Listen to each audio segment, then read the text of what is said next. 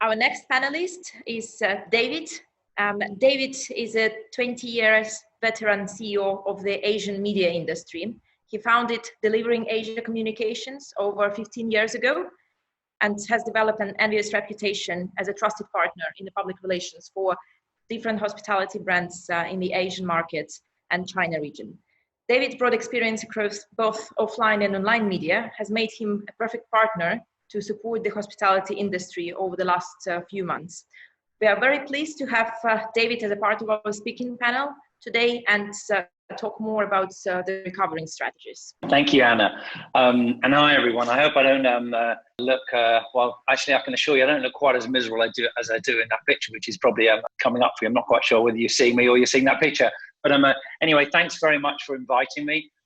It's a pleasure to be here at a very difficult time for our industry, more difficult a time than I can remember. And I suppose I just want to start with one thing. We're in the communications business. We've been communicating with all the different media segments across all the different channels for the hotel industry for many years. And now really is the time to be calm with your communications. So be calm, be clear, but most of all, be kind. You know, this is a time of empathy for our colleagues, for everyone in the industry. This is not a time for hard selling.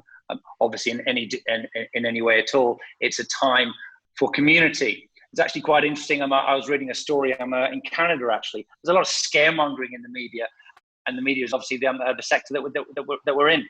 But there was this concept which is trending quite well, which is called caremongering.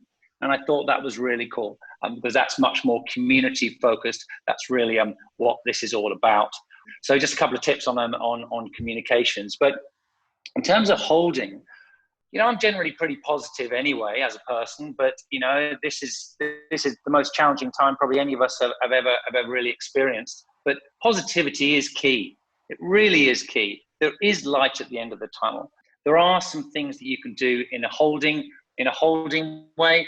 In a holding pattern, you know, as I was saying, you can focus on your community. A couple of other panelists have talked about domestic.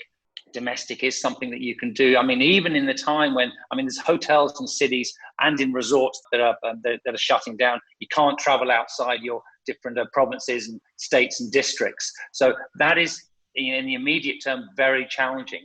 However, it is still possible. So, for example, if you wanted to offer a particular booking period for stays in, say, 4 weeks' time, something like that. These are things that are getting cut through and they are getting traction in the media. There's a trend also for more positive media. We're absolutely being flooded with very drastic stories on a regular basis. So this is something to look at too.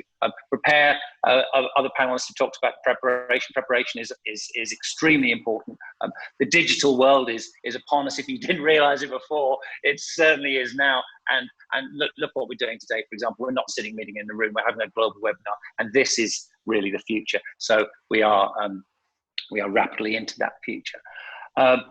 But what I wanted to talk about, probably more than anything else, was recovery. Is recovery in terms of China really where the virus started? And I've got a few bits and pieces here and a few pieces of data. The latest figures that we have in China are that there's 5,156 cases. 4,318 of those cases are in Hubei. Hubei is the province in which the virus started. Outside of Hubei, there's 738. That's Johns Hopkins University. So those numbers are very, very stable. There have been no new cases today in China. So it's just obviously this isn't going to. We're not going to be able to turn things around in 5 minutes. This is going to be a long-term process. But these are signs and there's indications. There's an uptick in requests there's an uptick in research for flights. But flights into Asia. Schools are opening. They're reopening their campuses. Offices are opening. Banks are opening. So you have that across China, across the mainland China, but also Hong Kong, Taiwan are showing signs of that. Just to sort of retrack a little bit. So this all started in China in, January 26th. They had about a month lockdown, during which period there's no dining out, no gatherings, no physical shopping, no space, no leisure, no nannies, no parts of none of the, everyone's just locked down at home. Then there was the period of 3 or 4 weeks afterwards, and people are still at home, still being good citizens. But what we believe is coming is a certain degree of what we call retaliatory consumption. People have been inside for the last 2 months. So they are looking for, and we believe that this will come into Asia before it comes anywhere else.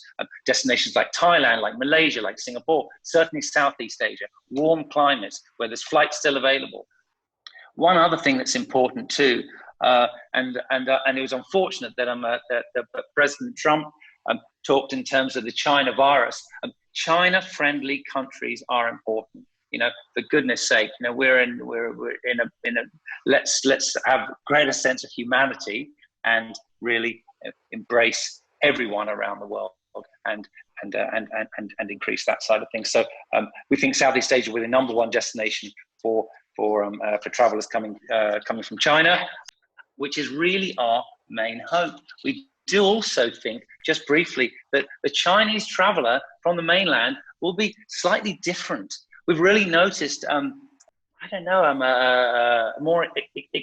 an extreme nature in travel, and Chinese travelers, we believe, will become more extreme. Luxury will become more supercharged. They'll be looking for private, large pool villas with sense of privacy. So we have to be cognizant of how our world has changed, is changing, and will continue to change. And we need to reflect that in our in the way we approach the market, because as a number of panelists have said, the market will come back fast and strong, and we believe that will happen in China first. So to say it's not going to be happening immediately. A lot of the clients that we're working with, some of the largest groups in the region, are looking at June, July for that. But that's China into Asia, so intra-Asian, particularly into Southeast Asia.